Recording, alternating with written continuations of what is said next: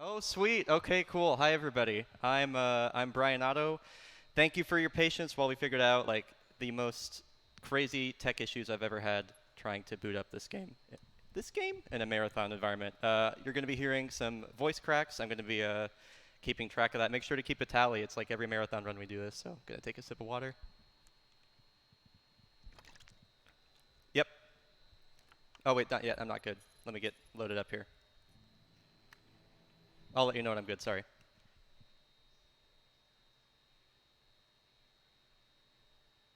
Okay, go ahead and count me down. Cool. So thanks everybody for joining us today. This is going to be Titanfall 2. This is a military or a futuristic military first-person shooter developed by Respawn Entertainment. They most famously recently put out Apex Legends, so you'll see lots of familiar things with that if you've played Apex before. This is going to be the tutorial mission of the game. We're going to be learning all the base mechanics. And Titanfall 2 is probably the coolest speed game that you didn't know existed. The game runs on a modified version of the Source engine. So what that means is if you're familiar with Source stuff, we have air strafing, we have bee-hopping, and you combine that with the crazy parkour movement that we're given, and it leads to a really, really sick movement-based speed game. We're going to be introduced to the first main movement mechanic, and this is going to be slide hopping. Slide hopping is mechanically almost identical to bee hopping or bunny hopping, but with slide hopping you're doing it from a crouching position. So once you meet a certain speed threshold, hold on, audio cue. Once you meet a certain speed threshold, you'll be given a slide boost when you press crouch. And so we jump, hit the speed threshold, hit crouch, and we get like a slide boost when we hit the ground. And then from touching the ground, you just jump indefinitely. And combining that with air strafing, you can build speed and maintain your speed indefinitely. I'm going to grab the EPG here. This is a rocket launcher I'm going to use to boost myself. And we're going to skip a reload animation right here. So we're in a training simulation right now, which means that we can't die. So this allows me to EPG boost myself like that. And this is the only part of the game you're going to see boosts like this. Though we will be doing some more damage boosts later on. This is the gauntlet. Normally the game wants you to run through here as quickly as, eliminate all the enemies while getting through here as quickly as possible. But fortunately we can go fast enough that we can subvert that by throwing a bunch of frag grenades at ourselves as we're moving and then getting through. If this is under 20 seconds, I'll be happy. I always seem to have really terrible gauntlets in marathon environments. And then by restarting the gauntlet, we skip a lot of this guy's dialogue. This is Captain Lastimosa. He is a pilot for the militia, and the militia are a rebellious military force that are fighting back against the IMC, or Interstellar Manufacturing Corporation. They're kind of this big military corporate conglomerate that goes from planet to planet and takes all the resources and drives people from their homes, so we're the people that are fighting back against them. And why exactly Lastimosa is training us, we don't really know, because he's just going to die in the next level. So he's going to have us call down a Titan right now. Titans are kind of like one of the big draws of this game. This game oftentimes gets kind of like dismissed as Call of Duty with mechs, but it really is so much more than that. And the Titan gameplay in this game is really, really cool too. So I'm going to try and do a little glitch here if I can get it. If you like stand on the part where you call down the Titan, they'll sometimes put him in at an angle that you're not supposed to come in at. So that's pretty neat. But that is that's the base of the tutorial mission. Got introduced to slide hopping, and I guess to talk a bit about air strafing as well. Air strafing is based on the concept that you move faster and go farther by moving kind of like in an arc through the air. So I guess to explain it in a more technical, from a more technical standpoint, is you subvert the speed cap that's normally present when you press W by pressing left and right. And so when you do that, and when you combine that with bee hopping, you can actually build speed that way. So it's pretty neat. And we're getting ready to drop in on the IMC planet of Typhon. And we'll get started with the rest of the game. To speak a bit, I guess, so normally this would be a point where I would toss it over to donations, but given that this isn't a charity marathon, we're going to have a lot of time to get to know each other very well. So there's a cool little menu bug where if you mash space there, you can just automatically select the difficulty you want, which is pretty nice. So to speak a bit more about the movement mechanics in the game, you'll notice that when I approach a wall, I'm going to be jumping off the wall like 9 times out of 10 as soon as I touch it. And when you do it fast enough, it's what's called a wall kick. So a wall kick occurs when you jump off a wall within 5 frames or less of it, or 5 frames or less. And if you do it in like 3 frames or 1 frame, and in like any of those windows, you get a speed boost, just depending on how fast you do it. So it's kind of like a bee-hop off the wall. And so that, alongside air strafing and slide hopping, are going to be some of the most important mechanics in the game. To talk a bit about the plot right now, we're going to attack the IMC planet of Typhon, and then we found out that they had really crazy anti-orbital defenses, and so the militia bit off more than they can chew, and we're going to crash land behind enemy lines here. Nice little foreshadowing in the background. That big tower you saw in the back left there is going to be the final location of the game. And so we play as Rifleman Jack Cooper, voiced by Matt Mercer, who also he voices like a ton of things in the gaming industry, most notably also McCree in Overwatch. Cooper's just he's just a grunt. He's just a regular dude fighting for the militia. So we don't really know why exactly Lastimosa was training him. But we crash landed. We're going to get pumped full, a ton of drugs, and then we're going to get sent out into the battle. There's a small skip we're going to be doing here. It's not even really a skip, but normally you have to wait for another drop pod to crash land right in front of you. But if you get a slide hop at the very beginning, you can subvert it. And but if you go a little bit too slow, you'll die to it. Really, any runner is going to get this every single time, but because this is a marathon, I'm not going to count anything out. I should still have enough speed. Yeah, we're good. I missed my first slide hop input, but I was able to bring it back, so it's fine. Going to grab the R201 there. It's a very consistent gun. You'll notice some of the weapon designs of this game are going to be one-to-one with Apex Legends. That's because they reused a lot of the assets from this game for Apex, which is pretty neat. So the R301 is actually the R2. And so Lastimosa is going to come over. This is the guy that was just training us. He's going to pump some more drugs in us, and we're going to get to meet the main enemies of the, or I guess our secondary antagonists of this game. So we're about to meet the Apex Predators here. So the Apex Predators are an elite group of mercenaries. They just work for the highest bidder, and the IMC has hired them specifically to help them defend whatever it is they're working on here, some sort of research facility. We don't really know what yet. And these guys were responsible for the Apex Championship, which is what basically takes place in Apex Legends. So for anybody wondering, this game takes place like 30 years before that. So this is the infamous 18-hour cutscene. This game's kind of like Super Mario Sunshine, and that it's got amazing movement, but you have to wait through like a 5-minute cutscene in the beginning. So there's some parallels there. That's his ear that Richter rips off, by the way. It's not a dog tag. I thought it was a dog tag forever.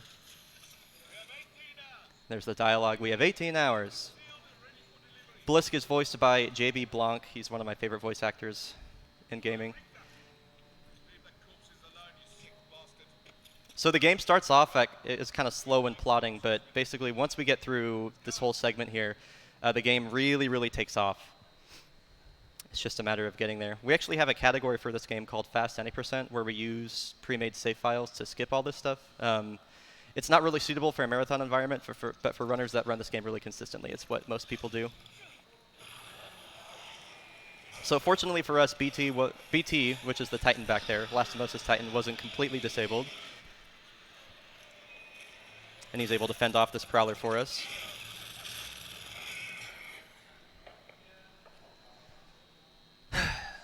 All right. So we'll just walk over here, see what's going on.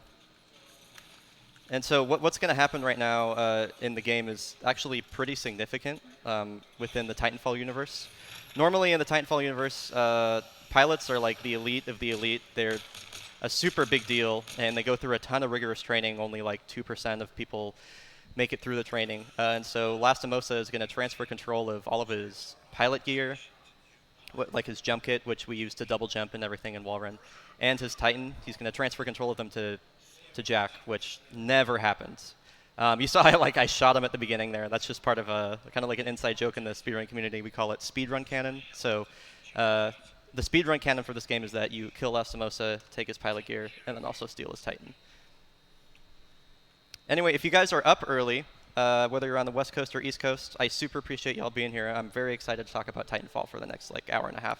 I've been speedrunning this game for since January of 2017, which is about 2 months after it came out, and it's been a really, really exciting run to be a part of and watch develop over time. And it'll be at SGDQ this summer too, so if you want to catch it there, you'll be able to get a second chance at it. So we're going to put on Lastimosa's helmet here, which is now going to become ours, and the run's going to take off. So I'm going to jump backwards and grab onto the wall. That way I can start slide hopping early. Normally you'd have to wait a brief moment before doing that. We're going to pick up the Eva shotgun. This is an automatic shotgun that has a ridiculous range to it and also does a ton of damage. And so considering that we're moving fast, I think I'm going to have to mantle there. That's fine. Considering that we're moving fast and we're going to be in people's faces a lot of the time, that is going to be a very important weapon to us. Right now in this section of the game, we only have one jump, and that's going to make this level in particular really punishing. You can see there's all these weird slants and everything on the geometry, and that makes this level really, really hard. Both that and having one jump make this opening segment really brutal. Or in other parts of the game, you can kind of improvise around a mistake by using your double jump. You don't have that benefit here. This is Death River. It's a really tough segment for new runners, but there's a pretty consistent route through the middle there that we're able to just cruise through there. Normally when you touch a wall, you can't grab the wall again without a lengthy delay, but if the wall is curved or slanted or anything, you can kind of jump off it, go around the curve, and then also, and then like just re-grab it. So that's pretty neat, which we just abused right there. And now we finally have our double jump.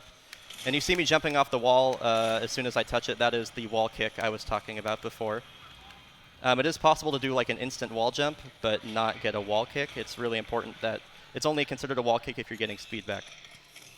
So what we're doing right now is we have to get these batteries back to BT. He requires 3 batteries, and he only has 1 installed in them right now. So we have to get 2 other ones, which is the main plot thing that's happening right now. If you hit downward slopes at a certain angle, you'll get what's called a slant boost, which is kind of like a, excuse me, I need an audio cue here.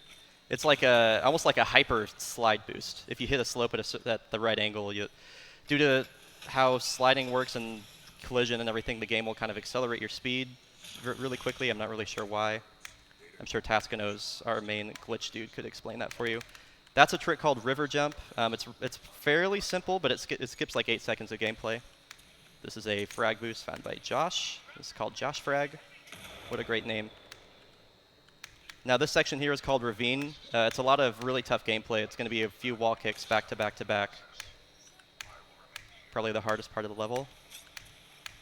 And I'll continue. I'll use all this speed to wall kick right here and then launch myself across the gap. Slide right here. Slide hop. There we go. That went really well. Now this is encampment. I have to B-hop off this little piece of debris. Wall kick there. Kill this guy because he's in my way. There we go. Okay, that was pretty much perfect. That went really, really well. The movement through the ship here can be kind of annoying. I want to generate enough speed from the slide, or from an airstrafing there to get a slide boost there, but didn't really work out. So far, this BT is going pretty swell, I gotta say. This level can be like a serious time sink if you are kind of playing off your game, but fortunately we're doing okay. Whoops. Sorry, Decep, I messed up your strat. So we got the second battery now, and this is going to be a more difficult slant boost. This has a bit of variable, or a little bit of variance to it, depending on how I hit this. I got the good one. That's good. Wall kick there. Awesome. So now these are going to be two really specifically placed grenades to kill these enemies basically as they spawn. That's good. Sick. All right, that went really, really well. Those grenade placements are really hard. Shoutouts to Overzero for finding that strat. I'm a big fan of it. So now we have both the batteries back in BT, and we are ready to learn about Titans. So BT's going to clear the area. Titans in this game can be best compared to heroes in a hero shooter or a MOBA. We're going to be picking up different Titan loadouts that we can swap through at will. And they're all going to have different sets of abilities and strengths and weaknesses. So we'll be getting more and more of them as the game progresses, but we're going to start off with just one. Excuse me. So BT is going to establish a neural link with us. I'm not really sure what it means as far as the lore goes, but there's some sort of link between a pilot and his Titan, and how he controls the Titan. So this first loadout that we're going to have is going to be called Expedition. It has a Vortex shield, which is going to be a shield that blocks enemy bullets and shoots them back at enemies. And there's actually, if you absorb bullets that are hit scan, that actually has splash damage when you throw them back at an enemy. So that you're going to see that right here. And so Titanfall is a game that is pretty devoid of RNG. This game is mostly inbounds and almost entirely movement and skill-based. This is probably the only really random segment in the entire game. And it's not too brutal, but you can get like a bad, we call this section Titan tutorial, is like just really unfun, which is what I'm experiencing right now. I am on easy, right? I am. Okay, I'm not really sure why this is happening. This is just like really, really, really unlucky, honestly. So the difference between a good and a bad Titan tutorial is probably like 8 to 10 seconds. So some really nasty things can happen here, like that. Those guys should just die. So yeah, this is just pretty lame. The only real like RNG in this game, generally speaking, comes down to enemy movements. And there's things you can do to make them more predictable, but fortunately, like random elements that have a severe effect on your final time are pretty sparse. So we're going to be fighting our first Titan right now. We're going to plot down our electric smoke to do a damage over time, and then we shoot him to get bait out his Vortex shield. Then we shoot him in the middle spot there. And that middle spot is a crit zone. And so anytime you see that glowing red point, that's going to be a crit zone on any Titan. So I need an audio cue here to let me know when to go.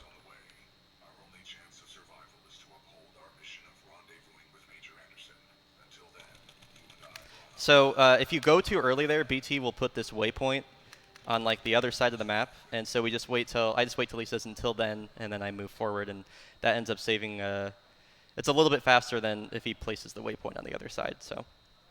All right, and so that was for a marathon run, that was a pretty sick BT. Now we're on to Blood and Rust, and this level is not any easier than the level before it. While BT, the level before this, was difficult due to like the geometry on the ground and the crazy terrain, this level contains a lot of really tight segments and really narrow hallways, and so getting through them smoothly is going to be what makes or breaks me. So right now we're being introduced to Titan movement. And I'm actually going to dash and hold crouch when I go over this tone, and I should just slide right over the top of him. I did. Nice. So as far as Titan movement goes, you want to be dashing when you go around corners or when you're going off a ledge. So around corners right here, because BT is pretty heavy, and he tends to kind of throw his weight around corners. We just picked up another Titan loadout. We'll be seeing that later. So Titans can't run, but they can, or like Titans can't jump, but they can dash, and that's going to be those 2 bars you see at the bottom there. Now when I disembark from BT here, I'm going to be holding jump at a certain time, and if I hit it right, I'll be able to hit disembark jump, or I'll be able to get like a boost when I jump out of him. I didn't get it right there. There might be, I think there's only one other segment where I go for a disembark jump in the run, but I don't think I've ever hit disembark jump in a marathon. All right, I'm going to need an audio cue here, and then this level's going to get really, really hard. There we go. Okay. So I'm going to kind of bonk off the top of the door. Straight through here. That's okay. I bonked my head again. That wasn't intentional. That's fine though. Shoot this guy so he doesn't block me. I hope I don't bonk this. Okay. So wall kick, strafe. I think I might need to take a third wall kick on the right, which is a bit slower, but that's fine. This is a really ridiculous frag boost. Just kidding. I'm not going for it because I bonked my head again. The bonk count on this Blood and Rust is like ridiculously high right now. Okay, so I'm gonna have to take a bit of a safer route here. This isn't like the route I would have preferred, but also I'm getting shot up. I'm almost dying. That's crazy. This segment is called Hallways, which is a really creative name. But getting through there like that is all about patience. You have to be really careful not to be pressing double jump when you're holding left or right. Otherwise, you'll get a side jump, which gives you a ton of lateral movement, but super screws over your forward momentum. We're going to cloak here so these stalkers don't shoot us. Good wall kicks through there. Now this segment can be a little bit random just due to the enemy movements, and there's a lot of enemies here, but the EVA usually makes short work of these guys. If I get lucky, I'll get punched right there and boosted down the hall, but that didn't happen. I'm going to cloak through here to try and mitigate enemy movements here. There we go. All right, and so now this segment is actually really technical, but we're going to be talking about setting up for sledge skip. So sledge skip is one of the first really big skips in this game that skips a huge wave fight. This was a really good pipe always, by the way. Woo! All right. So you see BT standing behind the fence there. We need to keep BT there, but he also needs to complete all of his dialogue by the time we get to him. But he also can't complete his dialogue too early and move away from the fence. So we're going to be manipulating the dialogue options here in such a way that he's going to be saying, marking your head, red as I jump across this gap, and then jump to him. So he says, marking your head, and then we get in BT. And so you could just embark on him through the fence. That's an unintended location that you can get to. And it skips the entire sludge fight there. So that's that saves probably 5 or 6 minutes over a casual playthrough. It was one of the first big skips I think that was ever found for this game. Like, I started running this game 2 months after it came out. That was already established. So pretty sick. So now we're going to have our first boss fight of the game. We're going to switch to Tone. And what Tone does is it gains partial missile locks anytime you shoot, anytime you get a shot of it on an enemy. And once you get 3 missile locks, then you can shoot a missile barrage. And you can actually stack missile barrages and unload 2 missile barrages on one enemy, which is what we're going to see at the beginning here. This is Kane. He's kind of cringy. He's lame. He's going to die, so we're not really going to talk about him. He's just an Apex Predator. So there's the first missile lock. 1, 2, 3. And then the second one. Wow, my game just slowed down a lot. That was crazy. And now we're going to do what's called a swap reload by swapping from another Titan loadout and then swapping back to the one I was using. It's about 0.75 seconds faster than reloading normally. I'm trying to get crits on Kane. Didn't quite get him, but still a really good Kane fight. I'll give that Kane fight like a 7 out of 10. It was pretty good. And so that is the end of Blood and Rust. So far, so good. Not a ton of really terrible things happening. I think for these slower segments, I'm going to open up chat and maybe just talk to you guys a bit, because this game is a really good speed game, but we also have some dialogue to wait through at certain segments. So now we got a little audio device from Kane's helmet, which is going to allow us to listen in on what the Apex Predators are doing. And that's going to help explain. That's going to be delivering us some plot throughout the game. We just got a little bit of waiting to do here. Hi chat, what's up, Rusty Bacon? Hello, Zombie. Hi, Brookie. Good to see you guys. I see lots of my like regular viewers in chat, which is always really nice to see. So thank you guys for being here. I know it's very early in the morning.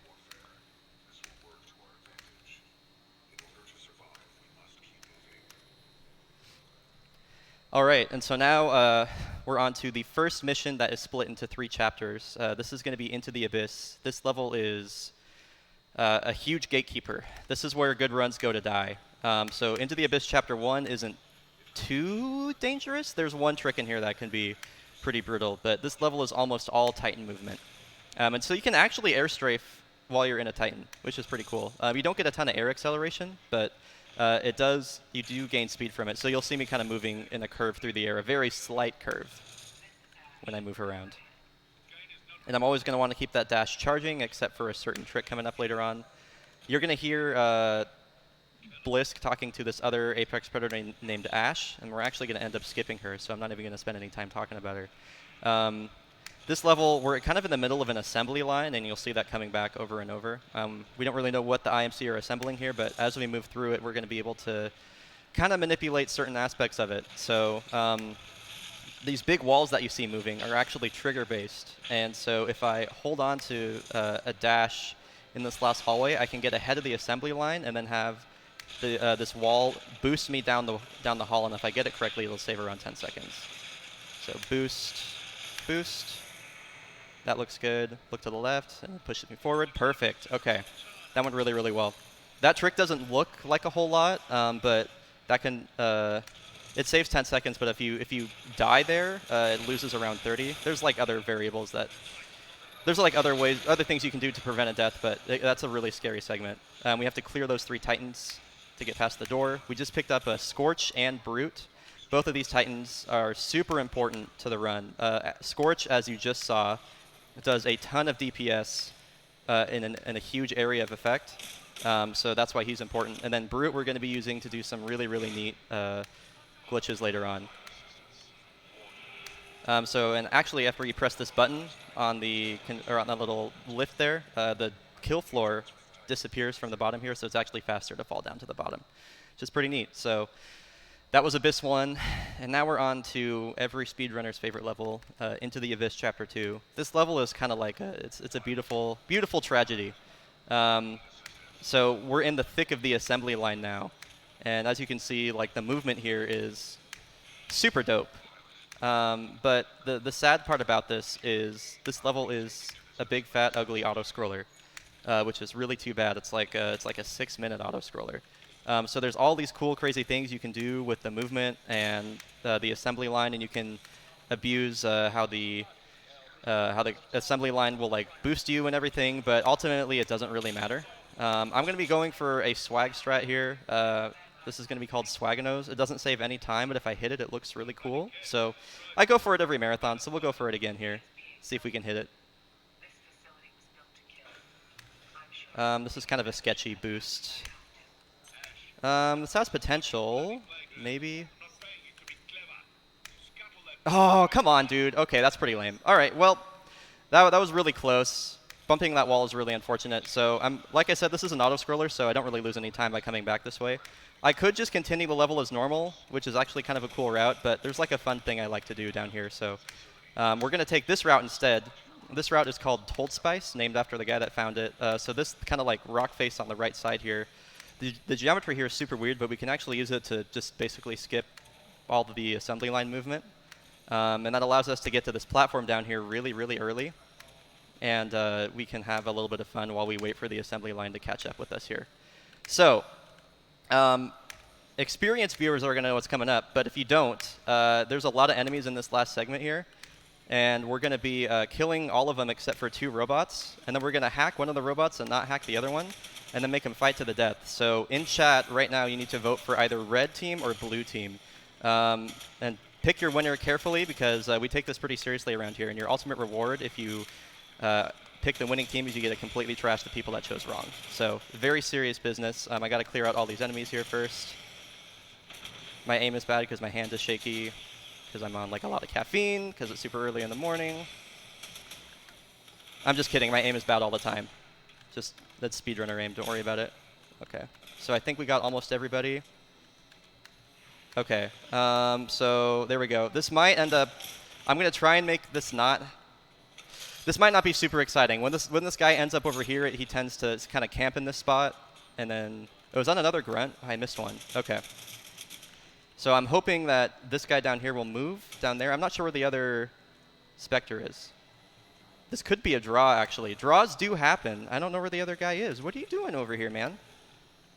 Where is he? Did he die? No, there he is. He's just hiding. Okay, Red's got hops, so Red's moving up and laying down some suppressing fire on him, but they got to finish up the fight quickly, because I got to go. Blue's going to retreat. Red's looking at him.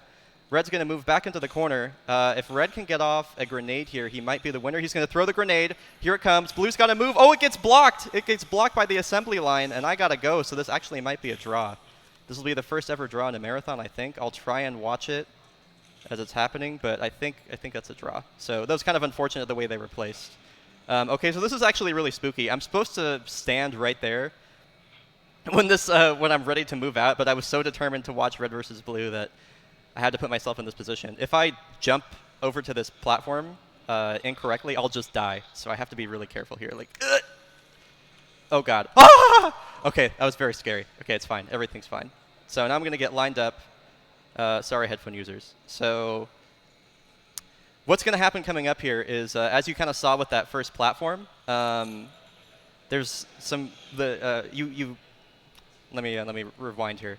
As you saw with that first platform, when you jump off a moving platform, you get all the momentum for your first and second jump, and that includes when a surface moves vertically. So this guy right here is going to move up like that, and we're going to jump off of it at a very specific time, and if we hit it correctly, it's going to launch us all the way to the top of the dome here.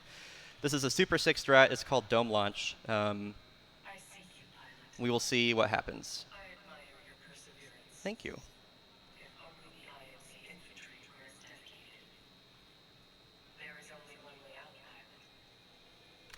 Did we get it? Oh, we got a good one. Hell yeah, brother.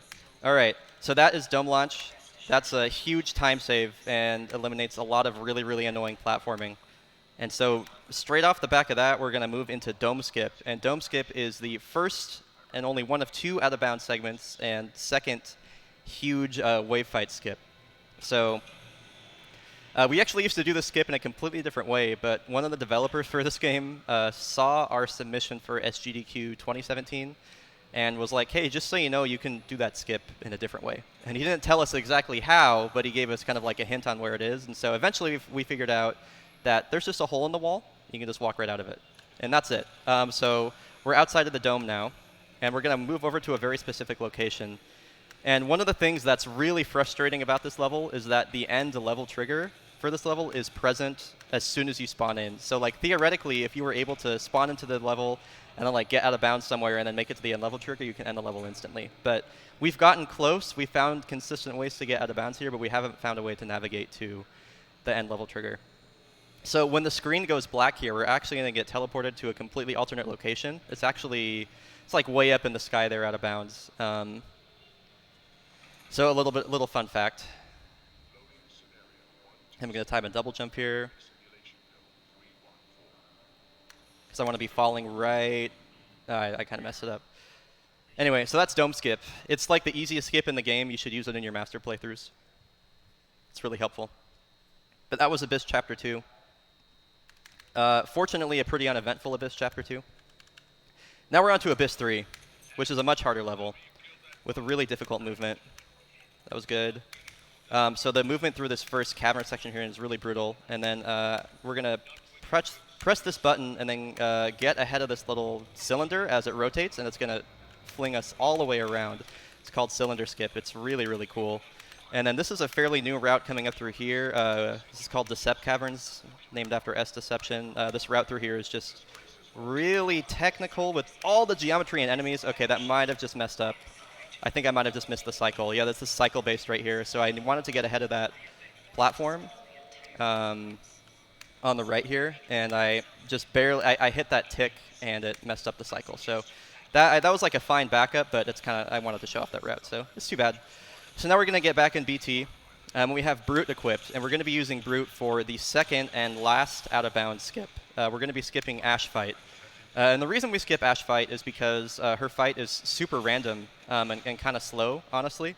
So a perfect Ash Fight is only like, used to be faster than Ash Skip, but we've actually made optimizations that makes Ash Skip like a little bit faster than a perfect Ash.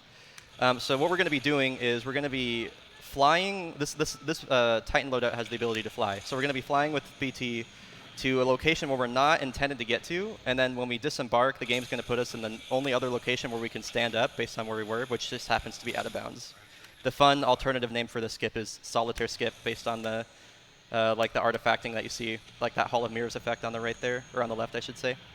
And so now we have to walk around the trigger for Ash Fight. The trigger for Ash Fight is really big, which is why I take that kind of big roundabout path through there.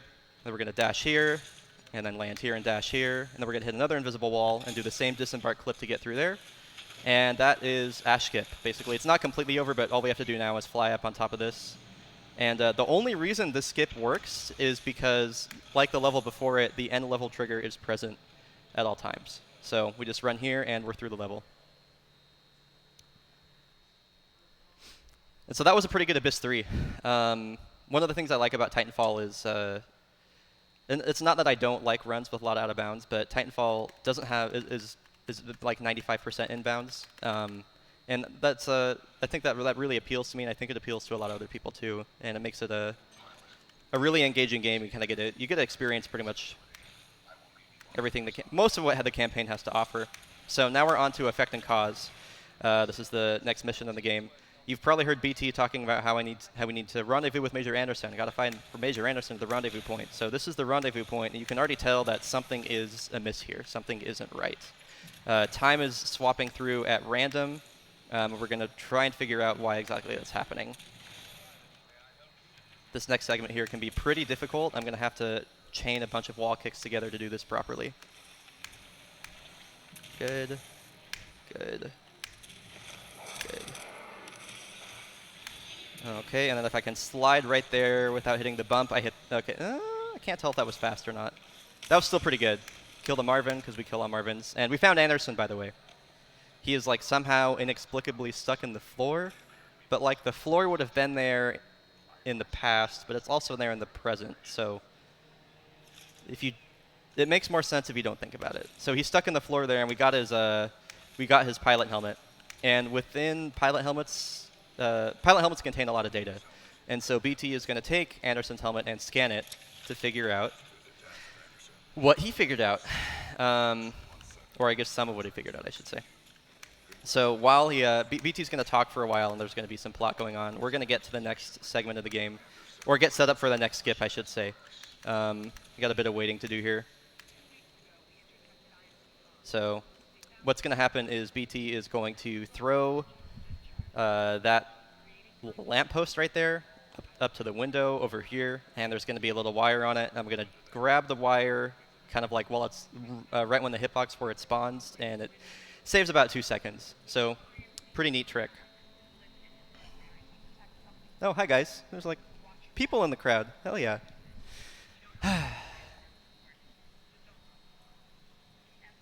This is another one of those parts where I'd throw it over to donations, but it really do be like that sometimes.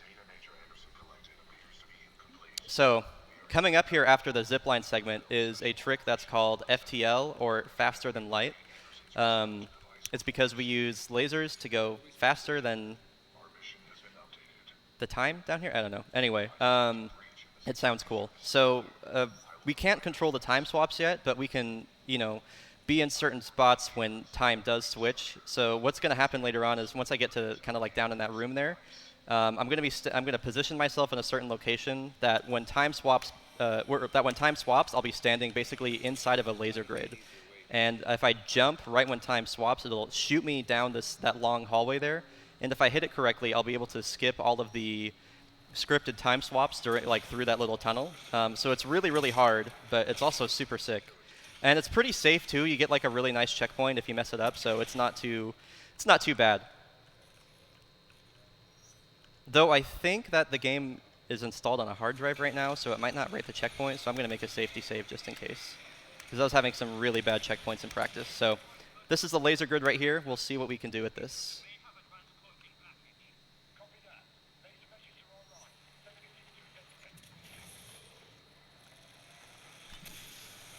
First try? Nice, there we go. That's first try FTL. Hell yeah. Okay. Deep breath. That trick is so cool. And it's really important for me to hit it. I think that's the first time I've hit it first try in a marathon, so pretty sick. There's the voice crack again. How many are we at, by the way, chat? If people have been counting. I'm kind of curious. Sticky keys again! Not like this, dude! Okay. I think that happened to Calithon too. I pressed shift to go forward and it turned on sticky keys. So we found the other half of Anderson and we got the wrist-mounted device that he was using, and this gives us the best tooltip of all time, which is press mouse button to time travel, and that allows us to travel through time at will. And so this route is, or this level is super technical and really, really sick because you're just swapping through time, and the different timelines have different strategies for them, and it just looks really, really cool. It's also one of my favorite ILs to run, and it also contains some of the hardest routes in the game. Whoops. Bonking there doesn't really matter because as soon as we hit the trigger for the elevator, so it doesn't really lose any time. Now this is the elevator climb. This was okay. I usually want to avoid the mantle at the end there. And we're going to touch the button, and we got to wait for a little bit of dialogue. That's like the one downside about this level is it's split up by these long dialogue segments. So we're learning some plot about the game, and IMC, we're constructing some sort of thing here that can fold space and time. It's very, very dangerous and spooky. Now we're going to wait for Anderson to say Anderson out, and we'll be on to the next segment.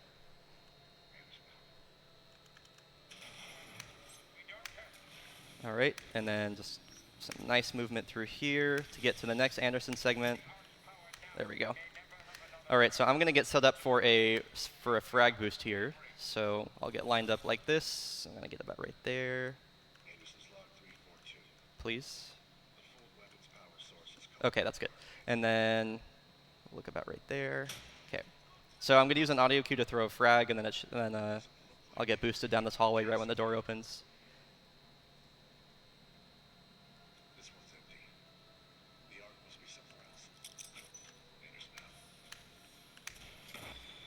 Whoops, I didn't mean to swap time there. For some reason, I thought I was going to cloak. I don't know why I was thinking that. You can't cloak on this level. So that would have been really cool if I didn't mess that up. But anyway, now we're on to the hardest part of this level and one of the toughest segments in the entire game. This is called Hell Room. It's aptly named for both its color and difficulty. And this route through here is ridiculously hard. It's super strafe heavy, and you really have to work your strafes to get enough speed to get through here properly. This is sketchy. Okay. We do a wall kick here. Shoot that guy. I think I have enough speed to get across here. Yeah. Nice. Not quite over yet. If I can hit this at an angle, I can get a swirly. Almost. That's like a half swirly. If you hit that pipe or that whatever you want to call it, that vent at the right angle, you can kind of move around the walls in a really crazy circular pattern. We call it a swirly. It's a nice little swag strat, but I got a half swirly for the cute chat, so did my best. And that is Effect and Cost Chapter 2. And that Hell Room was really good, by the way. I made like a slight mistake after the zipline, but ultimately that went really, really well. It was super clean. So I'm kind of curious what sort of pace I'm on right now because pace. I'm kind of curious what sort of pace I'm on right now because this is like a pretty solid run through and through. So now we're on to Effect and Cost Chapter 3. This level's pretty short, but it does have some pretty cool strats. I was like, okay, I don't know what's happening here. You know what? I'm gonna show off like a swag strat that's technically faster.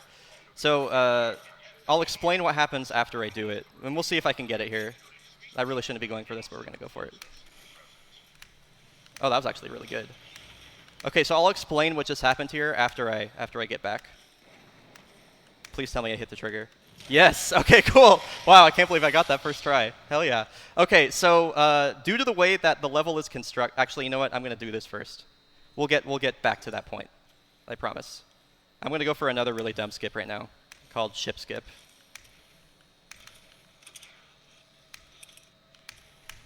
Did I get it? Oh, come on, mantle, mantle, mantle. This game's easy. Nice, dude.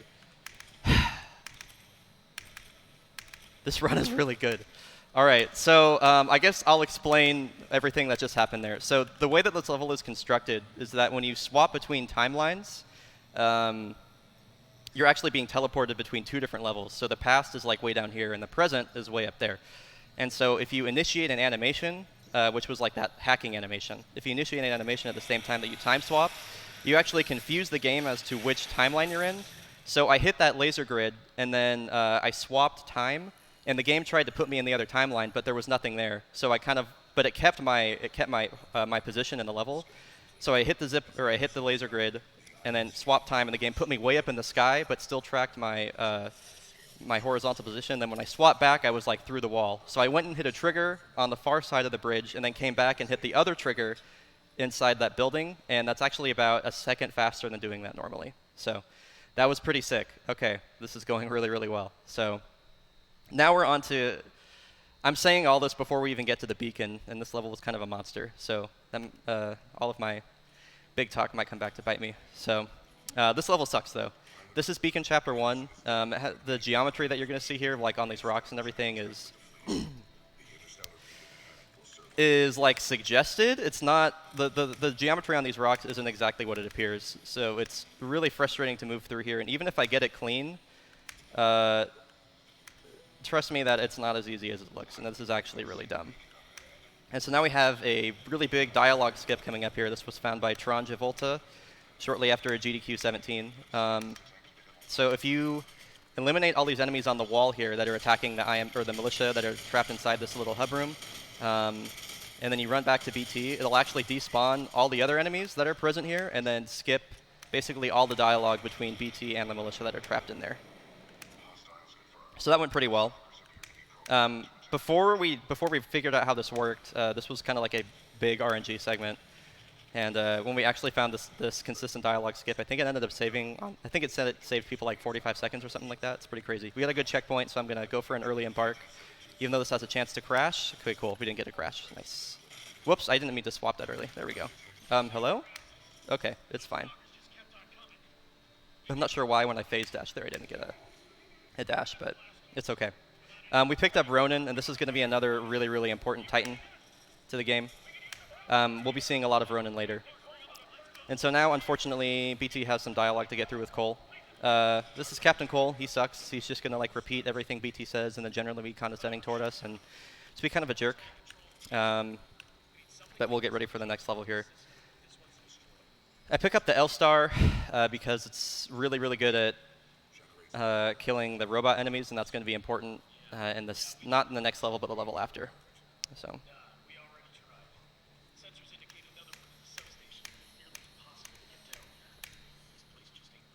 All right, and so now we're going to come up to Beacon Chapter 2, and Beacon Chapter 2 is probably the most optimized level from an IL standpoint. It's really, really fast, and the IL for it ran a lot and is super competitive. I actually just had the world record taken from me on it a couple days, or last week, so shoutouts to Arbright for doing that. That was a really impressive run. This level contains some really sick movement, but also one of the, probably like the single, how do I always mess up that stair slide in a marathon, dude? Probably like the single hardest skip in the game. That's called Kill Room Skip. That's going to come up here really shortly. So we're going to have to hit a certain trigger, and then we're going to take a death warp, which is going to put us back in front of the skip location. So we're going to come down here, hit the trigger, grab this guy. This guy's important. We're going to use that to do the skip. Then we take a death warp, which puts us right back in front of the skip location. Here we go. Oh, did I get it first try? Come on, come on, come on. Oh my god! All right, so that was first try kill room skip. I've never done that first try in a marathon before. Wow. That skip is like, in a marathon environment, if I hit that within like 5 attempts, I'm feeling pretty good. So hitting that first try is nuts, trust me. The amount of like attempts that I've went into that, I've probably practiced that single skip like over 1,000 times, so. All right. Now we grab the arc tool. This is like a big zappy gun. It's kind of like the gimmick of this level. And we're going to use it to zap things so they open for us, or shoot us up in the air like this. Oh, that sucks. I was going to have a really nice strafe, and then my mouse hit my keyboard, and I couldn't strafe anymore. I'm going to go for like a super cool version of heatsink skip coming up here. Heatsink skip is a really tough movement-based skip, but if I use a frag boost, I think I pulled this too early. Yeah, I'm going to die if I do that, so just kidding. I'm not going to do the frag boost. By strafing correctly, you can actually skip going in that room and just jump across the gap. And then you have to hit the trigger in here so you don't soft lock. And yeah, pretty neat little skip. And now this fan is going to push us at an extreme speed down this hallway. And if I can get this strat here called fast fans, I'll be able to do a wall kick here. And then hesitate, and then wall kick again. Okay, give me star slide. Heck, Utron. Nice, dude. Okay, that was a really good beacon, too. I'm really curious what the IGT is on this run right now. We time by IGT, not RTA, in the Titanfall 2 community, and I gotta wonder like where I'm at right now, because this run is ridiculous. Is way better than it has any right to be. But if there's any level that can kill it, it's going to be Beacon 3. So this is Beacon Chapter 3. It's one of the longest missions in the game, and it's a monster. I'm going to throw away these grenades because I don't need them anymore. So we have to go restore power to the beacon, which is that big satellite dish we saw out there. The militia are trying to reestablish contact with the militia fleet, and they're going to try and use that big satellite dish to do it, so we have to come in this room and turn the power back on. The speed strats in here aren't really like anything exciting. But a fun little fact is that you actually can't die in this room. They spend like a minute telling you about how dangerous this room is and that it's radioactive and stuff. But if you just like, you can like come in here and take a nap and then come back a few hours later and you'll still be alive. And what's really interesting too is that in this room here, you actually are regenerating health at like a really, really high rate of speed. So if you like threw, what? Hello? Okay, this has literally never happened before. Where's my checkpoint? Wow, that was something else. I've literally never seen that before. Okay. Okay, this run's official. This is like a meme run now. That was like the weirdest thing I've ever seen. Just some weird geometry interaction. I thought it gave me a checkpoint as I was stuck in there, so I'm really glad it was a little bit before that. Like, okay. Anyway, I forgot. I don't even remember what I was saying. Something about the room. It has really fast health regen. If you throw like thermite at the ground, you still can't die while you're in there or something. And we have theories that like if you were able to like get out of that room or something, you might be able to keep the massive health regen. Or I don't know. Anyway, that super threw me off my game. So now they tried to repower the beacon, and the beacon didn't get powered up, so now we got to go fix it, of course. So what we're going to be doing here is probably it's like the coolest part of the run. We're going to be getting back in BT, and we're going to be using the Brute loadout. And so when you, if you can disembark while you're flying, you're not supposed to be able to disembark while you're flying.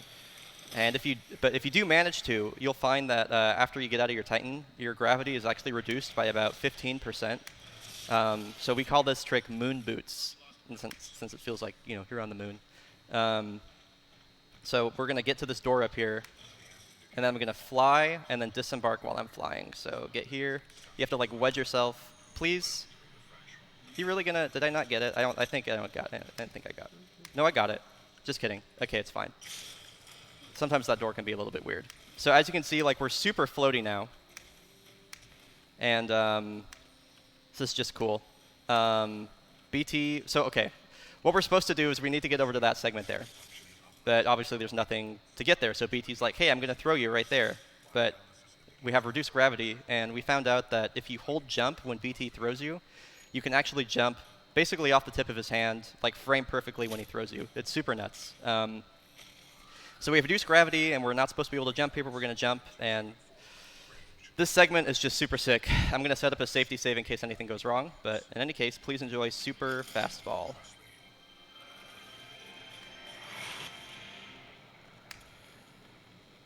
Please don't overshoot. It's fine. Okay. I hate overshooting there. That's like my least favorite way to make a mistake. That's better. Okay.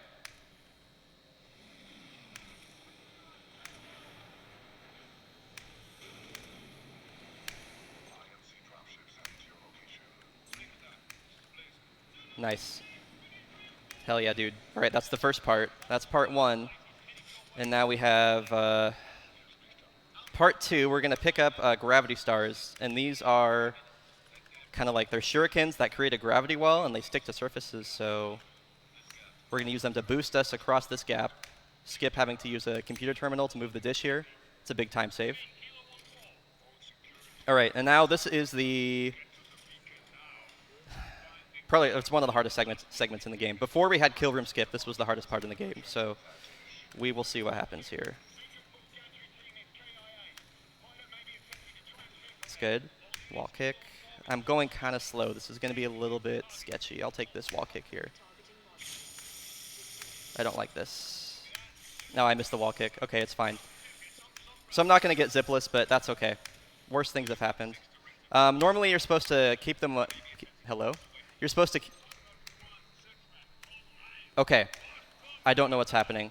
You're supposed to keep the momentum from the gravity star boost, and then you use that to propel yourself across this entire gap. And it's normally really cool, but I think it was bound to happen. Like, with how good this run has been going, like, I think I just had it coming. So I talked about how, like, this run was way better than it had any right to be, and that Beacon 3 would be the thing that could stop that, and it did. So, so now this is a big, this is like one of the only real wave fights that we have to sit through. And so what we're going to be introduced here to, or what we're going to be introduced to here is spawn manipulation. So enemies will spawn based on where you're looking. So you're going to notice I'm going to be like looking in these locations where there's no actual enemies. And what I'm trying to do is get the game to spawn enemies there, but I think they're all spawning in locations where I can't see them. There we go. Okay. And I think I'm just going to get out. This is a really weird fight. I'm getting really weird spawns, I think. Maybe they just didn't... Okay, there they are. Hi, guys. I'm looking for you. So we're going to wait till we hear like a bass drop. You don't have to engage those guys. They're not doing anything to you. There we go. I think I heard it. I don't know. I'm going to start climbing. Yeah, okay. Okay. I don't have like headphone audio. It's coming out of the speakers in front of me, so I couldn't really tell right there. But I think we got the bass drop, so I'm just going to start climbing. This is actually a pretty big skip, though it doesn't look like much. You skip like BT having to throw you and then having to do some extra climbing on the dish here. You just kind of wedge yourself in that corner and then climb up. It actually saves a lot of time, but it's kind of forgetful. Let me make some fireworks for you guys when this thing falls down.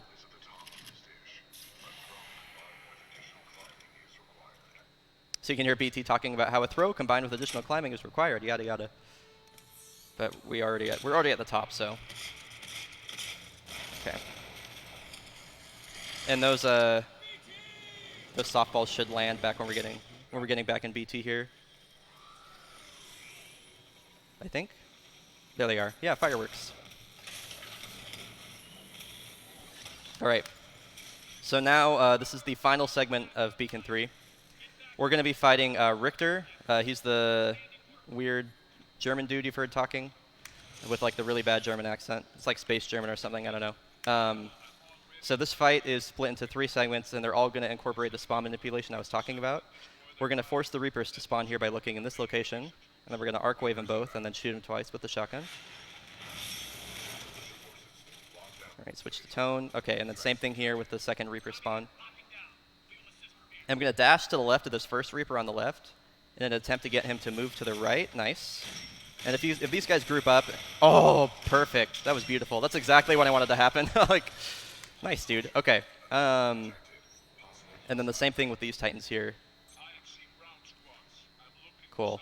So this part's a bit harder. These guys can move in like really annoying ways. So I'm going to try and do the multiple missile lock thing we did back with Kane fight. Both missile barrages on this guy. That's fine. He's flying. That's good. Okay, that was okay. Wow, this is a really good Richter fight. Nice, dude. So now Richter's going to spawn, and this is like the most annoying cutscene in the entire game because he's right in front of you, and he gets out of his Titan, and you can't do anything about it. You can't do anything. So you have to wait for him to get back in his Titan, even though you could have just like shot him. And so what I'm going to be trying to do is, I need to do enough, like a lot of DPS in a short amount of time. Whoops, I didn't mean to phase dash there. I might have messed it up. We'll see. But I want him to do his self-destruct right when. Okay, cool. There we go. Even with the phase dash, right? Yeah. Even though I phase dashed there, it still ended up okay. So that's Richter fight. And now we're off to that's it. That's Beacon 3. That's like everything we can do to influence the end time on this level. These grunts here will do like a weird teleport thing at this part for some reason. I don't know why that happens, but it does. And yeah, now we're excuse me. Now we're chilling. I'm going to take a sip of water because my throat is dry.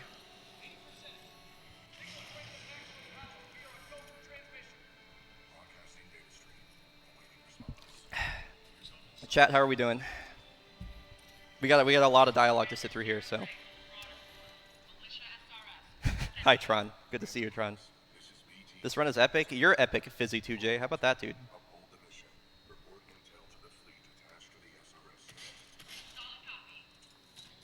I love you too, Shiloh. Hi, Whizball. Hi, the Moo. Good to see you, dude. Hi, Birdie Bob. I love you too, Nita Burrito. You can see us. I love that like half of this chat is just like my stream community. That's great. Hey, Kime Dollar. To be fair, Troy, I had like this much. Wait, oh, this is reversed. Whatever. I had that.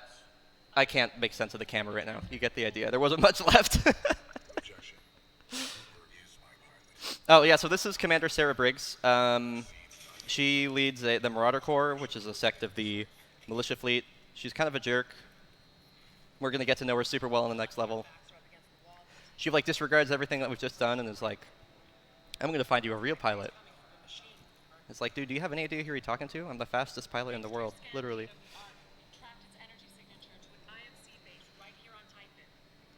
So the next level coming up is called Trial by Fire. And Trial by Fire is interesting because it's the only level in the game that's completely Titan-based. I believe the developer code for this game was T-Day, as in Titan D-Day, and you'll see why it's named that when the level starts here.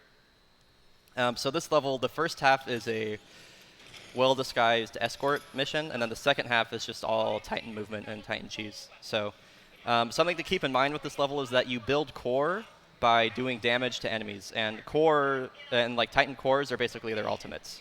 So keep that in mind.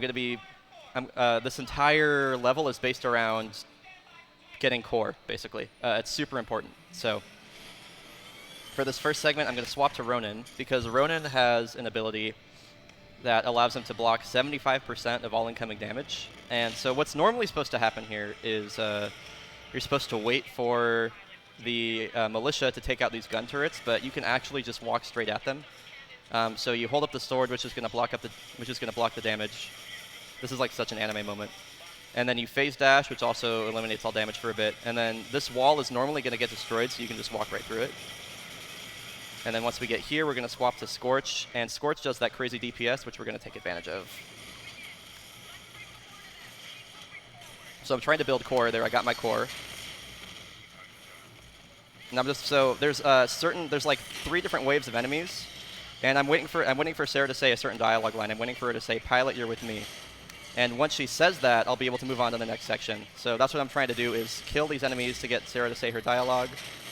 There we go. There, the Titans dropped. Okay, this is the final wave. So I need to kill like 2 or 3 Titans here. It usually depends on how many Titans I killed in the first section. Then the other one is over there, unfortunately. Is he? I don't. Okay, I'm confused. I think. Okay, these must be the last 2. She's gonna say at any moment, probably when I kill this guy. Pilot, you're with me? There it is. Okay, so we're going to skip this guy. Sarah's position is not super good. If I was wanting to play this really safe, I would go kill another Titan down there or whatever she's caught up on, but I want to keep going, and we're going to kind of roll the dice here to see if she keeps up. We're waiting for her to say Elk 4, and that's going to let us know that she's coming up behind us. I'm just going to kill this guy.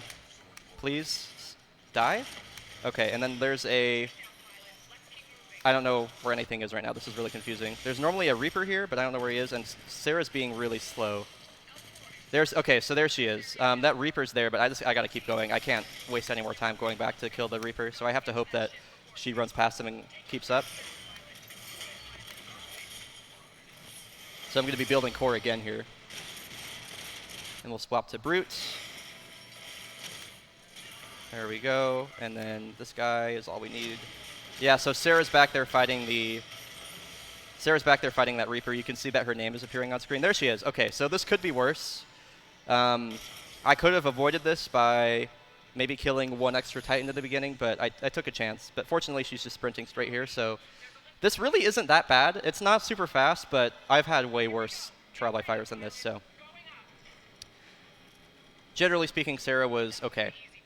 She goes, that was the easy part. That's like literally one of the hardest parts of the game, my dude. So now we're going to fly with Brute to kind of get to the top of the elevator a bit faster here, and then we're going to swap to Ronin. And this whole last segment is just really cool. Well, maybe not really cool, but it's neat sword core movement. And we're just going to like cheese the entire thing by running past everybody.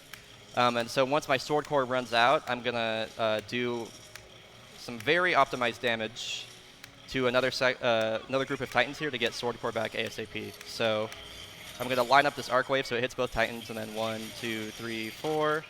Move on to this guy. 1, 2. And then this guy. 1, 2. There we go. Phase dash around the corner. Nice. If this Ronin don't dash in front of me. Thank you. Cool.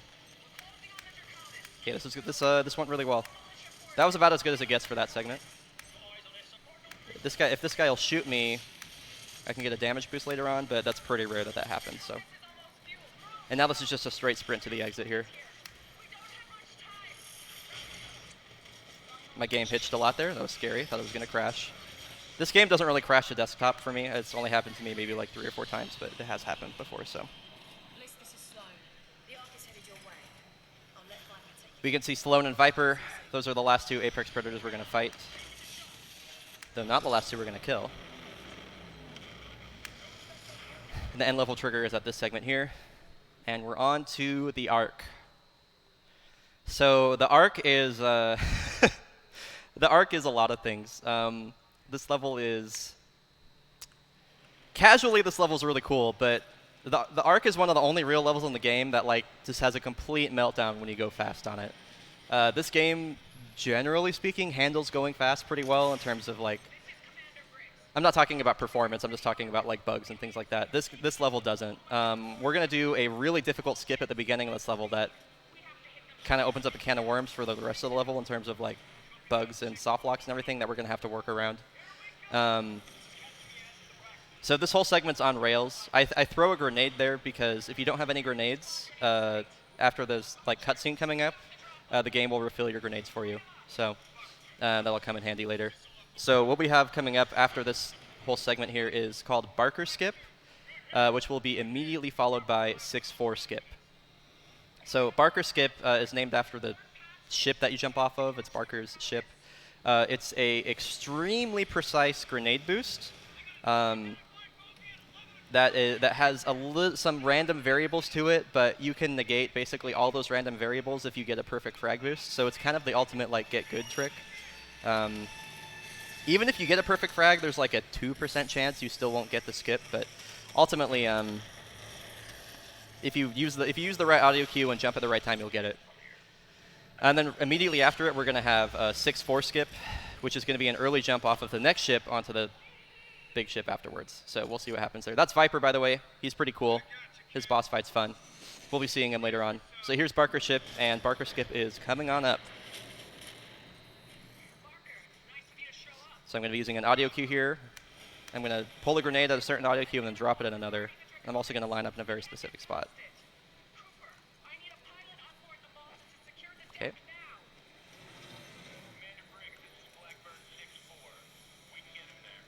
Maybe. That's not a perfect frag, but we got first try Barker. Okay, the game can still kill me. Okay, we're good. First try 6-4, maybe? This is a really weird 6-4 angle. I just need to land on this platform. Whoa, God, that was spooky. Okay. Wow, that was really sick. So first try Barker, first try 6-4 is... that in a marathon is really, really, really, really good. If you caught the Calithon run, you probably remember failing that like 5 times, so that's super sick. Coming up next year, we have a pretty hot strat, if I can hit it. So the game wants me to kill all 3 gun batteries here. Whoops, I keep doing that for some reason. But you can actually just skip the first 2 and then run to the last one. And it'll despawn the rest of the enemies, so... There we go, and then we have to kill these guys. Oh, that was really fast. Wow, that was really, really good. Okay, so throwing that grenade and then sniping that guy in midair is... I don't really have a... It's like my strat, but I don't have a name for it, so I just call it the hot strat, because I think it's hot. So now, this is the 6-4. They're like an independent group that fights for what causes they believe in on the frontier, and they're going to help us out right now. This trick here is called Early Sarah. Sarah's going to fly her ship up, and you're normally supposed to wait for her to like close her door and you do a wall run and you jump across there, but you can get on top of the ship and skip having to wait for that whole thing. You have to be careful because there is a fall timer in this level, so you don't want to go too early and get killed by the fall timer. So we have to wait for her to even out. There we go. Pull a grenade. Now this segment here is called Room Clear. This is some really optimized damage. The 6-4, nice. The 6-4 are scripted to kill a certain number of enemies in this section. Or certain enemies in this section, I should say, not a certain number. So we want to kill all the enemies that they won't do themselves automatically. So now there's going to be 3 guys that spawn here, and I'm going to lay down these fire stars to kill them as they spawn. Now there's these guys that come up the stairs, and I got to kill them. That guy is the last one at the bottom. I didn't get any grenades here, which is annoying. Normally you want grenades. Nice. Now once this guy dies here, wow, that was a perfect room clear. That was really, really good. Flashes of brilliance in this run. Sometimes Gates can get a little bit hung up here when you clear the room too fast, but she looks like she's keeping up, so that's good. All right. This is your typical breach and clear segment that you normally see in military FPS games. They just had to do it. Kind of a fun fact is that for some reason the model for the breach charges is the exact same as the tether traps that Titans have, so you don't actually have to kill anybody here. You can just run through and the 6-4 kills everyone. This guy has a heart attack. He doesn't even get shot. And so now we're going to experience the most convenient plot device in the world. We're going to stab our knife into the ship, and then we're going to use the knife to control it. Like, in a game full of convenient plot devices, this is probably the most convenient one. I'm not trying to hate, by the way. I love this campaign. It's really, really good. One of the best FPS campaigns I've ever played. I just find this really amusing. I'm behind the ship, dude. There we go. Thank you. So so they want you to pilot the ship behind the other ship, which contains the Arc, which is the power source for the fold weapon. We need to stand away from the window here because BT is, there's still like a hitbox on BT's hand where he's supposed to throw us, which is what we skipped at the beginning of the level. And if you're standing next to his hand right there, the game will crash to menu, so we have to stand away from the window. So now, we have now we have Viper fight. This fight is super skill based and really hard. It's there can be a little bit of randomness based on how enemies move, but we'll see what happens. We're gonna get a missile barrage on these 2 Scorches that are gonna drop in, and then we're gonna try and bait out both of their flame shields. There's that 1, 2, 3. There's that one. Okay, now we're gonna use both the missile barrages on this guy. I'm gonna punch this guy because he might fall off. Please fall off. I'm good. Okay. Well, this is my own fault. I brought this on myself. Okay. So if you can melee that guy and he falls off, it is really, really fast. They're swap reloading again. Also, I am really hurt, so I'm gonna take a safety strat here and get some health. Okay, so we're gonna do the missile barrage here and then sword core.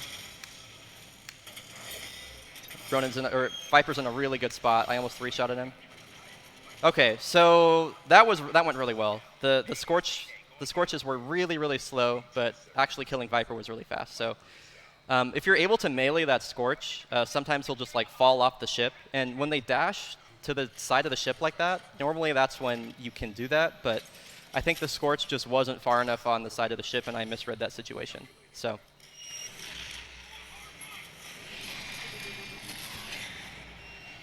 And now this fight coming up here is super sick. It's really, really, it's really well choreographed. Shoutouts to the Screams subtitle, by the way. It's my favorite. Screams. Yeah, this fight here is really well choreographed, and it just looks cool. His gun like flies away there. Then like he rips off his arm. It's just really visceral. I just really appreciate this every time I run, or I get to this part of the game. All right, now we just have to kill Viper. There we go. And that's the arc, basically. So honestly, what we had, first try Barker, first try 6-4. We got the hot strat. We got a perfect room clear. The only thing that was sketchy was Viper fight. So I'm kind of curious what the IL time was for this level, because this has to be pretty close to my gold. The bad Viper fight might have like killed any chance of it being a gold split, but that was really, really good. Can't stress that enough.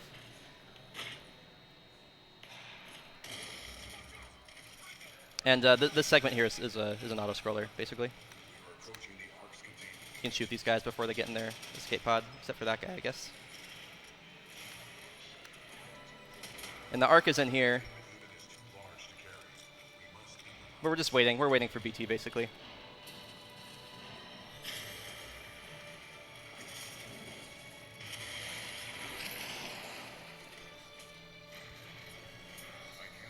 Excuse me.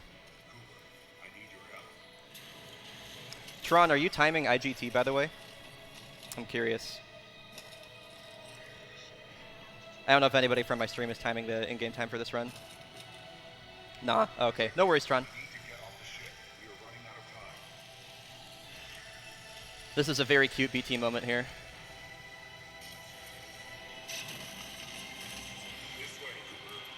All right. And so now it's faster to use both dialogue options here than it is to wait for the dialogue option to expire. It's about 1.3 seconds faster, so I'm going to go through both of them. What are you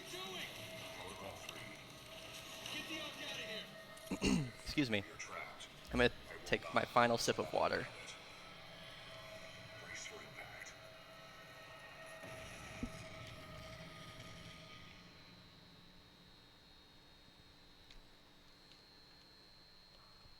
All right, we are in the end game now. This is the last level of Titanfall 2. This run has really flown by, honestly. Like, it's been really good and really fast, but I'm just like really impressed with how it's gone so far. The only real blemish has been Beacon 3, just too bad. But excuse me, I'm sorry. It's going really well. So what happened in that off-screen segment is, excuse me, I'm going to clear my throat again. Had like a frog in my throat or something. What happened in between levels, basically, it's implied by the loading screen, but you don't actually see it, is the ship we were on crash landed, and then we were captured by the Apex Predators, and now BT has the power source for the fold weapon contained inside of his cockpit, and so the Apex Predators are trying to get it out. So I love Blisk. He's my favorite character. I wish like Blisk's voice was my dad. Just really like the voice acting. I love you, JB Block.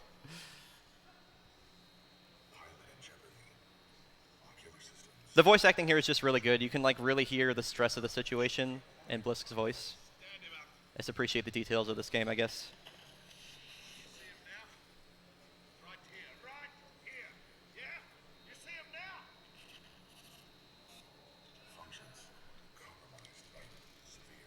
So be sure to keep your eye on Blisk, by the way, toward the end part of this cutscene. When BT kind of like unveils his master plan and tries to kill Blisk, he's gonna do like a little twirl to the right, and then he's gonna clip straight into the floor. It's really cute.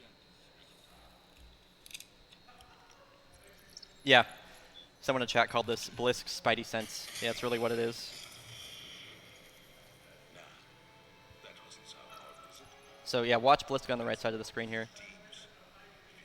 He'll be out of focus, so you have to look closely.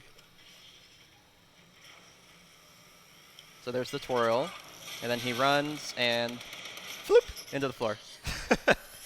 So I like to imagine Blisk in this segment during his dialogue, like sitting underneath the grate, like yelling.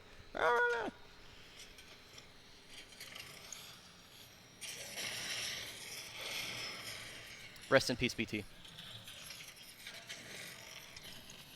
Nice try, lad. Say goodnight.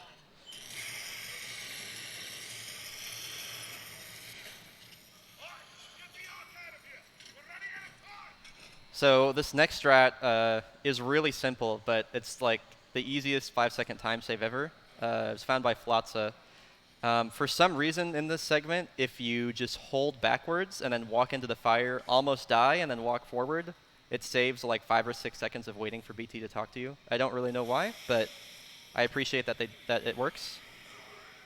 So that's it. It's a cool strat. I don't know if the crowbar here is like a subtle Half-Life reference or not, but kind of neat. The arc tool really looks like the gravity gun from Half-Life 2, so makes me wonder. And so BT's going to rip off his face and give us his innards. So inside of his face here is it's called the SEER kit, which stands for Survive, Evade, Resist, Escape. And within it is the Smart Pistol, which is literally a pistol with an aimbot on it. And then we have the Data Knife, which is that super convenient plot device that we've been using to stab and hack things. And then the little glowy part in the middle is BT's data core, which basically contains all of his AI and all of his data and everything like that. So yeah, remember this auto-aiming pistol when you play Apex Legends, and Bangalore says there's no such thing as auto-aim, ladies. Like, get out, Respawn. I'm so mad they put that in. All right, so for the movement through here is actually pretty tough. The game usually hitches at the okay. My mouse literally hit my keyboard again. I need to like move the mouse pad to the right because I keep hitting my keyboard by strafing. The movement through here is actually really tough, and as you can see, I already like flubbed it really hard. But this last segment went pretty well. So this section's actually really fun casually. You just watch BT get like shredded, and you're all upset and everything, and then you come through here and just like shred these dudes with the Smart Pistol. It's really fun. Whoops. Yeah, I'm super messing up the movement here. It's fine though. I'm gonna take a little wall run here, and then I keep side jumping. Goodness me, this is not good. Okay, I'm gonna do the wall kick here, and then I'll strafe around to the left, and then wall kick here. All right, that works. Could have been a lot better, but it'd be like that. All right, and then slide hop here, wall kick on this segment. And we got to do a really weird wall run on the pipe. There we go. Now we're gonna call in another Titan and then install BT's data core on it. And I'm gonna take this chance to. Oh, whoops! I need to install the data core first. You should probably play the game before you take a break, Brian. There we go. I'm gonna move my mouse pad so I don't keep hitting it. There. Okay. All right. So here's BT with the shiny new coat of paint. Carbon fiber looks nice on you, my dude. And you can actually skip having to wait for this dialogue here by just running around to the back of him and then getting in. And now we're going to switch to tone, and we're going to be building up core as quickly as possible so we can use sword core again. It'll be similar to what we did in Trial by Fire. So there's that, and then we got to build up the missile locks on these guys too. Then we should have core. Okay. So now, coming up here, we're going to have one of the most important skips that has ever been found for this game, door skip. There's a door that you're supposed to, like, you have to, like, kill a bunch of enemies and then the door would open, but thanks to the efforts of an angry albino and Enderon, we found a way to skip the door completely. Let me up. There we go. Without having to wait for that, and when we found it, it was a huge accomplishment. Like it saved, like this saves like literal, unless the okay, so the tone just walked into it. So we didn't even have to do the skip because we got really really lucky. That saves literal minutes. That used to be like a huge RNG segment at the end of the run, where basically if that tone didn't do exactly that, you would have to kill all the enemies in that area, and like it was this huge random event that came at the very end of the run, that would potentially cost you up to 2 minutes. And now, basically, if you just fly your Titan up to the top of the door, you go straight through it. So that would be what door skip was. So we didn't like really miss anything, but that's been the great part about running this game for so long. Is like literally with the more stuff we find, the less and less random the game has become, and now it's just this super hyper optimized like movement-based inbounds, skill-based game. It's really cool. So here's the final boss fight of the game. This is Lone Fight. It's also split into 3 segments. It's going to look like I can one-cycle her, but you actually you have to wait. Oh, I forgot to swap back to Ronin here. It's annoying. You basically have to do a certain amount of damage to her and then get her to swap. I can't believe are you going to swap, please? Thank you. Wow. And then we're going to be using the spawn manipulation again. There we go. That's good. Okay. I forgot to swap back to Ronin, which is why that opening segment was slow. There we go. Instant core. That's good. Good. Okay, now we're going to come over here to get these guys as they spawn in. 1, oops, 2, 3. Normally doesn't do that. Are you still alive? Okay. I'm taking a lot of damage here. This is really sketchy, so I'm going to come over here and heal. Okay. I'm not at a super good health pool. I might have to execute. We'll see. How did you not take damage that entire time? It's super frustrating. Sloan, okay, I'm fine. So, there we go. I'll explain what just happened here in a sec. Sloan is invincible for the first few seconds after she spawns in, so waiting for that can be really annoying. So what I just did here was I swapped to Ronin, and then I activated Sword Core right as I did that last, like pulled out the arc injector. And for some reason, if you activate Sword Core and then instantly pull the arc injector, you have a gun out right here.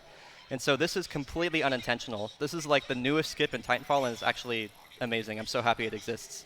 So because you have your gun out here, you also have your gun out in this segment. And keep in mind, this like isn't intentional. And so Blisk is about to disembark from his Titan and then do a little monologue in front of you. But instead of that,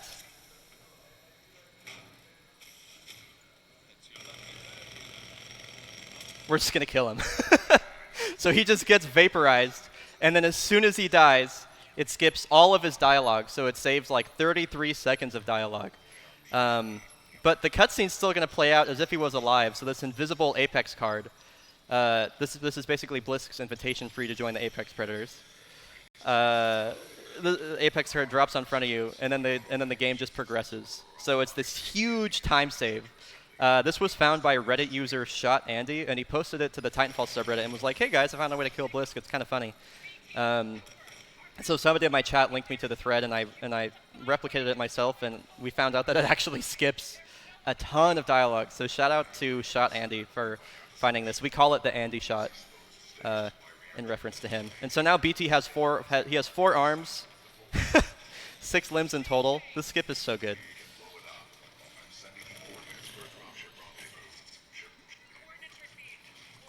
Anyway, and so this is the final segment of the game here. I sure as hell hope so. We're on our way. Good luck, both of you. Freeze out. You can still melee and everything here. The only thing you can't swap Titans, and you can't disembark or like anything like that, or use any Titan abilities, but it is pretty interesting. So BT is going to throw himself into the middle of the fold weapon and then detonate his nuclear reactor, and then everything's going to blow up. And this last segment of the game is kind of the perfect way for the speedrun to end too. It's just like super over the top and lots of crazy like set pieces and movement, so it's cool. Perfect end to a really, really good speed game. Cooper, we just lost BT signal. We're almost there. Cooper, I'm marking your HUD with the coordinates. Yeah, shoutouts to Fizzy2J, who was on 125 pace and then died like 7 times in the segment and then got a 127. Yikes. I'm sorry, Fizzy, I just roasted you. I'm tracking you. Keep going.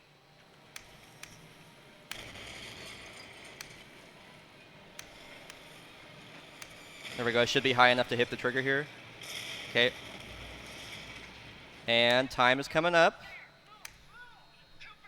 Time. 1:24:28. That is my fastest marathon run ever by over 2 minutes.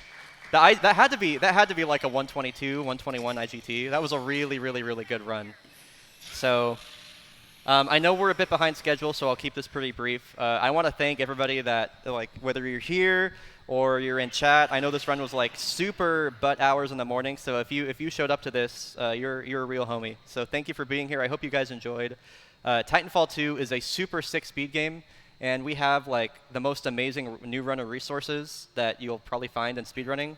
I know that because I made most of them. So if you would like to speedrun this game, please go join us over on our Discord. You can find it on our speedrun.com page, speedrun.com/Titanfall2 or Titanfall_2. Thank you. Shout outs to the Titanfall speedrun community. I could name you all, but that's going to take a long time. So thank you guys for watching and thank you for being here. Follow me on Twitch. I stream this game every day. BRYONATO at the bottom of the screen there. I will see you guys next at SGDQ 2019. So I'll be running there Monday afternoon. Thank you guys for watching and enjoy the rest of PACE. Go M Sushi.